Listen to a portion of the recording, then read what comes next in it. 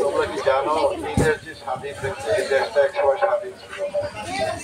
এই দেশ একসময় পাকিস্তানের পূর্ব পাকিস্তান বলতে এই দেশটা স্বাধীন করার যে ঘোষক ছিল ওনার নাম রাষ্ট্রপতি জিয়াউর রহমান।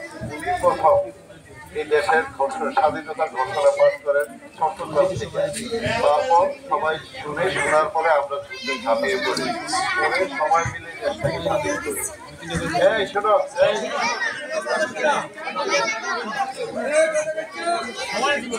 এবং এটা ওনার কারণে আমরা এই বাংলাদেশ স্বাধীন পেয়েছি।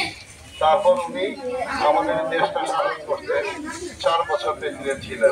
হওয়ার পরে ওনাকে যে গুলি করে হত্যা করে উনি দেশের জন্য জিয়াউর রহমান, রাষ্ট্রপতি জিয়াউর রহমান।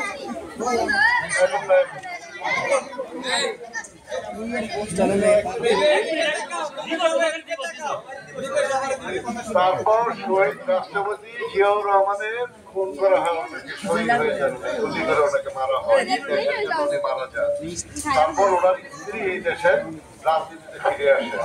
1983-84 সালে থেকে উনি শুরু করে রাজনীতি করতে করতে 71 সালে উনি এই দেশের প্রধানমন্ত্রী হন। এবং জিয়াউর রহমান প্রথম আমাদের সংবিধানে বিসমিল্লাহির রহমানির রহিম লিখে গেছেন, তার আগে এটা ছিল না। এবং জিয়াউর রহমান এমন একজন শাসক ছিল যিনি মুসলমানদের শুধু নয় অন্যান্য ধর্মাবলম্বীদেরও সঠিক সমান অধিকার দিতেন। উনি একজন ভালো মুসলমান ছিলেন। উনি মারা গেছেন 1981 সালে।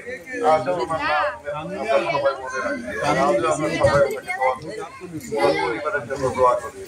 তোমরা এখানে যারা আছো আমি আশা করবো তোমরা পড়ালেখা করে এমন করবা যে জিয়াউর রহমানের মতো তোমাদের মৃত্যুর পরও যেন মানুষ তোমাদেরকে না বলে।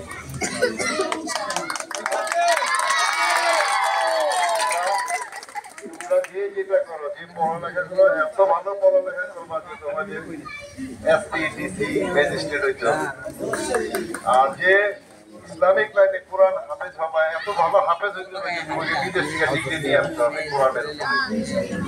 এবং যে খেলাধুলা করবা তাকে এত ভালোভাবে মনোযোগ দিয়ে খেলাধুলা করতে হবে তাকে যেন আমরা টিভিতে দেখি।